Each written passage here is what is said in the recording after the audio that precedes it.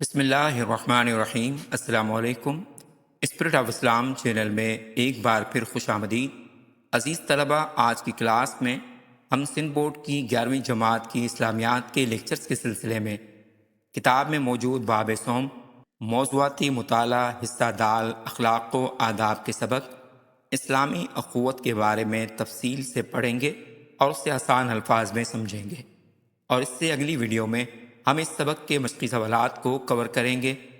اس سے پہلے کہ سبق کا آغاز کریں، اگر آپ نے ہمارا channel spirit of Islam subscribe نہیں کیا تو چینل کو سبسکرائب کر لیجئے، ویڈیو کو شیئر کیجئے اور ساتھ لگے بیل آئیکن کو بھی دبا لیجئے تاکہ آپ کو آئندہ بھی اس طرح کی مزید ویڈیوز کا نوٹیفیکیشن ملتا رہے۔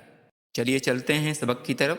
سبق کا نام ہے اسلامی اخوت۔ اسلامی اخوت کے معنی اور مفہوم۔ لفظ اخوتن کے لغوی معنی ہے بھائی چارہ اور بھائی بننا، یعنی آپس میں محبت رکھنا اور آپس میں ہمدردی رکھنا۔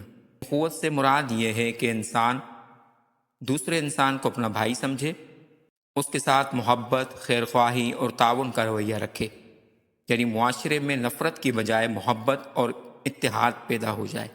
مثلاً اگر دو لوگ ایک دوسرے کی مدد کرتے ہیں، دکھ سکھ میں ساتھ دیتے ہیں تو یہ اخوت کی اعلیٰ مثال ہے۔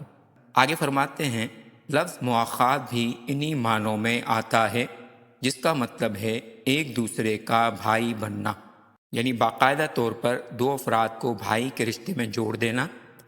اسلام میں اس کی سب سے بڑی مثال وہ واقعہ ہے جب حضرت محمد صلی اللہ علیہ وآلہ وسلم نے ہجرت مدینہ کے بعد مدینہ طیبہ میں مہاجرین اور انصار کے درمیان بھائی چارہ قائم کیا۔ اس واقعے کو مواخات مدینہ کہا جاتا ہے، جس میں ایک مہاجر کو یعنی ہجرت کر کے آنے والے مسلمان کو ایک انصاری کا بھائی بنایا گیا۔ وہ ایک دوسرے کی مدد کرتے تھے، حتیٰ کہ مال و دولت بھی آپس میں ایک دوسرے کو تقسیم کر دیا تھا۔ اسلامی اخوت کا مطلب ہے بلا تفریق و رنگ، نسل، قوم، زبان اور جنس کے صرف اسلام اور ایمان میں شریک ہونے کی وجہ سے اخوت اور بھائی چارے کو اپنانا اور ہر مسلمان کو اپنا بھائی سمجھ کر اس سے بھائی جیسا سلوک کرنا۔ یعنی اسلامی اخوت سے مراد یہ ہے کہ تمام مسلمان آپس میں بھائی بھائی ہیں، کیونکہ قرآن مجید میں اللہ رب العزت نے فرمایا انما المؤمنون اخوۃ، کہ مومن آپس میں بھائی بھائی ہیں، چاہے ان کا رنگ مختلف ہو، نسل یا قوم مختلف ہو، زبان الگ ہو یا جنس مختلف ہو۔ ان سب فرقوں کے باوجود اسلام اور ایمان انہیں ایک مضبوط رشتے میں جوڑ دیتا ہے۔ یعنی اسلام ہمیں سکھاتا ہے کہ ہر مسلمان کو اپنا بھائی سمجھیں، اس کے ساتھ محبت، احترام اور ہمدردی کریں، اس کے دکھ درد میں شریک ہوں، اس کے حقوق کا خیال رکھیں۔ یہ تعلیم ہمیں حضرت محمد صلی اللہ علیہ وآلہ وسلم نے دی کہ مسلمان ایک جسم کی مانند ہیں، اگر ایک حصہ تکلیف میں ہو تو پورا جسم متاثر ہوتا ہے۔ اسی طرح سے نبی کریم صلی اللہ علیہ وآلہ وسلم نے فرمایا کہ مسلمان کا بھائی ہے، نہ اس پر ظلم کرتا ہے اور نہ اس سے اکیلا چھوڑتا ہے۔ اس کے بعد ہے اسلامی اخوت کی فضیلت اور اہمیت۔ اخوت اور بھائی چارے کی دو قسمیں ہیں، ایک نسلی اور رشتہ دار والی، جس میں ایک ماں اور باپ کی اولاد کو بھائی سمجھا جاتا ہے، یعنی وہ بھائی چارہ جو خون کے رشتے کی بنیاد پر ہوتا ہے، یعنی ایک ہی ماں اور باپ کی اولاد آپس میں بہن بھائی ہوتے ہیں، اس پہ نسب یعنی خاندان اور رشتہ داری اہم ہوتی ہے، جیسے حقیقی بھائی، چچا زاد، ماموں زاد وغیرہ۔ مثلاً دو سگے بھائی ایک ہی گھر میں پیدا ہوئے، اس لیے ان کا رشتہ نسلی اخوت ہے۔ اور اسلامی اخوت کا مطلب وہ بھائی چارہ ہے جو ایمان اور اسلام کی بنیاد پر قائم ہوتا ہے۔ اس میں خون، نسل یا زبان کی کوئی شرط نہیں ہوتی، ہر مسلمان دوسرے مسلمان کا بھائی ہوتا ہے، محبت، ہمدردی اور تعاون اس کی بنیاد ہے۔ یعنی اس کی سادہ سی وضاحت یہ ہے کہ خون اور خاندان کا رشتہ نسلی اخوت ہے، ایمان اور دین کا رشتہ اسلامی اخوت ہے۔ تو اسلام ہمیں یہ سکھاتا ہے کہ صرف خاندانی رشتوں تک محدود نہ رہیں، بلکہ تمام مسلمانوں کو اپنا بھائی سمجھیں اور ان کے ساتھ محبت اور اچھا سلوک کریں۔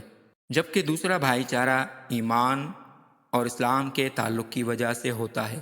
سورۃ الحجرات کی آیت نمبر 10 میں اللہ تعالیٰ نے فرمایا، ترجمہ: تمام مومن بھائی بھائی ہیں۔ اسلامی اخوت کا رتبہ نسلی اخوت سے بالا تر ہے، کیونکہ اس اخوت کو قائم کرنے سے انسان اللہ تعالیٰ اور اس کے رسول صلی اللہ علیہ وآلہ وسلم کے حکم کی پیروی کرتا ہے، جس میں سورۃ الحجرات کی آیت نمبر 10 میں اللہ رب العزت نے فرمایا انما المؤمنون اخوۃ، کہ بے شک مومن آپس میں بھائی بھائی ہیں۔ اسلامی یعنی ایمانی اخوت نسلی یا خاندانی اخوت سے زیادہ بلند اور افضل ہے، کیونکہ یہ رشتہ اللہ تعالیٰ کے حکم پر قائم ہوتا ہے۔ یہ تعلق ایمان اور دین کی بنیاد پر ہوتا ہے، نہ کہ صرف خون کے رشتے پر۔ اس کو قائم کرنا دراصل اللہ اور اس کے رسول حضرت محمد صلی اللہ علیہ وآلہ وسلم کی اطاعت ہے، یعنی جب ایک مسلمان دوسرے مسلمان کو اپنا بھائی سمجھ کر اس سے محبت کرتا ہے، اس کی مدد کرتا ہے، اس کے حقوق ادا کرتا ہے، تو وہ صرف سماجی فریضہ ادا نہیں کر رہا ہوتا، بلکہ اللہ تعالیٰ کی رضا حاصل کر رہا ہوتا ہے اور سنت نبوی پر عمل کر رہا ہوتا ہے۔ نسلی اخوت فطری ہوتی ہے، جبکہ اسلامی اخوت اختیاری اور عبادت ہے، اسی لیے اس کا درجہ زیادہ بلند ہے۔ آگے فرماتے ہیں حضور اکرم صلی اللہ علیہ وآلہ وسلم نے ہجرت کے پہلے سال میں اسلامی اخوت کا عملی نمونہ قائم کیا، جس میں صحابہ کرام رضی اللہ عنہم میں سے ایک مہاجر صحابی کو ایک انصار صحابی کا بھائی بنا دیا۔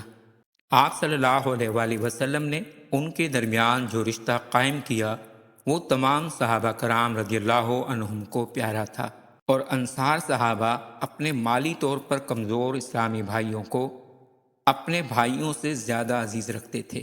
اسلامی تاریخ میں اس موقع کو مواقعات مدینہ کے نام سے جانا جاتا ہے، یعنی جب نبی کریم صلی اللہ علیہ وآلہ وسلم نے ہجرت کے بعد مدینہ میں قیام فرمایا تو آپ صلی اللہ علیہ وآلہ وسلم نے اسلامی اخوت کو عملی شکل دینے کے لیے ایک عظیم قدم اٹھایا۔ جو مہاجرین تھے، یعنی جو مکہ سے ہجرت کر کے آئے تھے، ان کو انصار یعنی مدینہ کے مسلمانوں کے ساتھ جوڑا گیا۔ ہر ایک مہاجر صحابی کو ایک انصاری صحابی کا بھائی بنا دیا گیا، اور یہ صرف زبانی نہیں بلکہ حقیقی اور عملی رشتہ تھا، جس کے نتیجے میں انصار صحابہ نے اپنے مہاجر بھائیوں کو دل و جان سے قبول کیا، اپنے گھروں، مال اور وسائل میں شریک کیا، بعض نے تو اپنی جائیداد تک بانٹنے کی پیشکش کی۔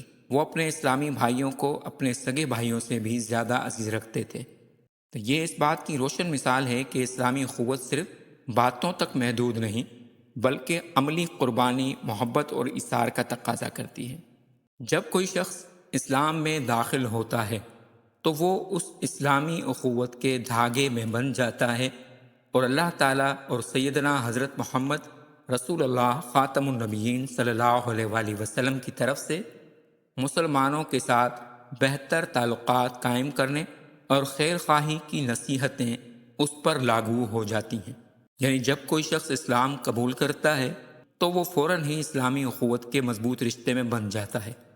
یہ رشتہ صرف نام کا نہیں بلکہ ذمہ داریوں اور حقوق کے ساتھ ہوتا ہے، اور اس رشتے کے قائم ہونے کے بعد، ایمان لانے کے بعد اس پر لازم ہو جاتا ہے کہ وہ تمام مسلمانوں کے ساتھ اچھے تعلقات قائم کرے، ان کے ساتھ محبت اور ہمدردی کا برتاؤ کرے، ان کی خیرخواہی کرے، ان کے حقوق کا خیال رکھے، ظلم، حسد اور نفرت سے بچے۔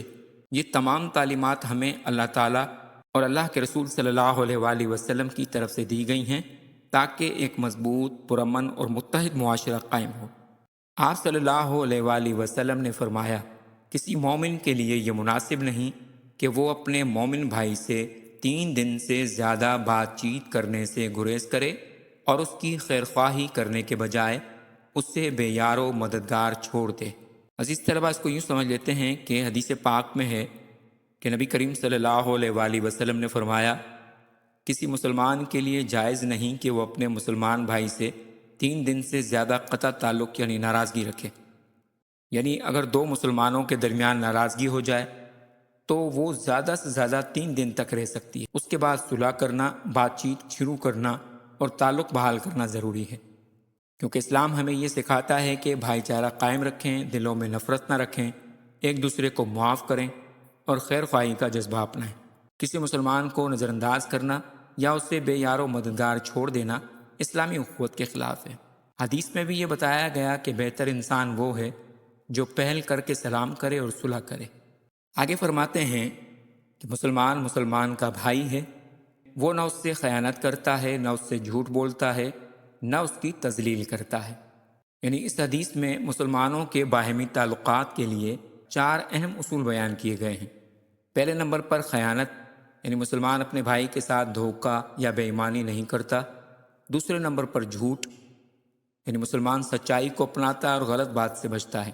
تیسرے نمبر پر ہے کسی کی تذلیل کرنا، یعنی مسلمان کسی مسلمان کو حقیر یا کمتر نہیں سمجھتا۔ چوتھے نمبر پر ہے ظلم، یعنی مسلمان دوسرے مسلمان کے حقوق پر ڈاکہ نہیں ڈالتا۔ تو اسلام کی تعلیمات کے مطابق ہر مسلمان عزت اور احترام کا مستحق ہے۔ اخوت کا مطلب محبت، سچائی اور اعتماد ہے۔ معاشرہ اسی وقت مضبوط ہوتا ہے جب لوگ ایک دوسرے کے خیر خواہ ہوں۔ آگے فرماتے ہیں تقوی دل میں ہے۔ ہر مسلمان کے لیے دوسرے مسلمان کی جان، مال اور اس کی آبرو پر حملہ کرنا حرام ہے۔ یہ سنن ترمذی کی حدیث نمبر 1927 ہے، اور اس حدیث میں 2 اہم باتیں بیان کی گئی ہیں۔ پہلے نمبر پر یہ کہ تقوی دل کا معاملہ ہے۔ تقوی کا مطلب ہے اللہ کا خوف اور اس کی نافرمانی سے بچنا۔ یہ صرف ظاہری عمل نہیں بلکہ دل کی کیفیت ہے۔ دوسرے نمبر پہ مسلمان کے حقوق بیان کیے گئے ہیں کہ ایک مسلمان پر دوسرے مسلمان کے بارے میں 3 بڑی پابندیاں ہیں۔ اس کی جان کو نقصان پہنچانا حرام ہے، اس کے مال پر ناجائز قبضہ کرنا حرام ہے، اس کی عزت و آبرو کو نقصان پہنچانا حرام ہے۔ یعنی اسلام ایک ایسا معاشرہ چاہتا ہے جہاں ہر شخص محفوظ ہو، کسی کو خوف نہ ہو، سب ایک دوسرے کے حقوق کا خیال رکھیں۔ اس کے بعد ہے فوائد۔ اسلامی اخوت اور بھائی چارے کو قائم اور مضبوط کرنے سے معاشرہ نسلی، قومی، سیاسی اور چھوٹی موٹی تقسیم سے پاک ہو کر برابری اور مساوات کے اصول پر قائم رہے گا۔ یعنی جب اسلامی اخوت اور بھائی چارہ مضبوط ہو جائے تو معاشرہ بہت سے فتنوں اور تقسیمات سے محفوظ رہتا ہے۔ اسلامی اخوت قائم ہونے سے معاشرہ نسلی اور قومی فرقوں سے پاک ہو جاتا ہے، لوگوں میں سیاسی یا گروہی تعصب کم ہو جاتا ہے، چھوٹے چھوٹے اختلافات اور نفرتیں ختم ہونے لگتی ہیں، سب انسان برابری اور مساوات کے اصول پر اکٹھے ہو جاتے ہیں۔ اسلامی بھائی چارہ مسلمانوں کے اتحاد اور ہم آہنگی کا ذریعہ ہے۔ ہم آہنگی کا مطلب ہوتا ہے یونٹی۔ اسلامی بھائی چارہ دراصل مسلمانوں کے درمیان اتحاد پیدا کرنے کا سب سے مضبوط ذریعہ ہے۔ جب مسلمان اسلامی اخوت کو اپناتے ہیں تو وہ آپس میں جڑ جاتے ہیں اور اختلافات کم ہو جاتے ہیں، دلوں میں محبت اور اعتماد پیدا ہوتا ہے، ایک دوسرے کے ساتھ تعاون اور مدد کا جذبہ بڑھتا ہے، معاشرے میں امن اور سکون قائم ہوتا ہے۔ یہی تعلیم ہمارے نبی کریم صلی اللہ علیہ وآلہ وسلم نے دی کہ مسلمان ایک جسم کی مانند ہیں، اگر ایک حصہ تکلیف میں ہو تو پورا جسم متاثر ہوتا ہے۔ اسلامی اخوت کا جذبہ مسلمانوں کو اپنے مظلوم، ستم رسیدہ اور کمزور مسلمانوں کا مکمل خیال رکھنے اور ان کی حمایت کرنے کی ترغیب دیتا ہے۔ یعنی اسلامی اخوت کا جذبہ مسلمانوں کو اس بات کی ترغیب دیتا ہے کہ وہ اپنے مظلوم، ستم رسیدہ اور کمزور بھائیوں کا بھرپور خیال رکھیں، ان کی ہر ممکن مدد کریں۔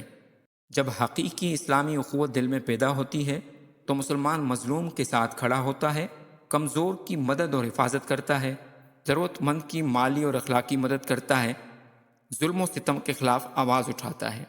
آگے فرماتے ہیں اسلامی بھائی چارے سے معاشرے میں امن، بھائی چارے، قربت اور ایثار و قربانی کے جذبات ترقی کرتے ہیں۔ یعنی اسلامی بھائی چارہ معاشرے میں بہت سی اعلیٰ صفات کو فروغ دیتا ہے جو ایک مضبوط اور مثالی معاشرے کی بنیاد بنتی ہیں۔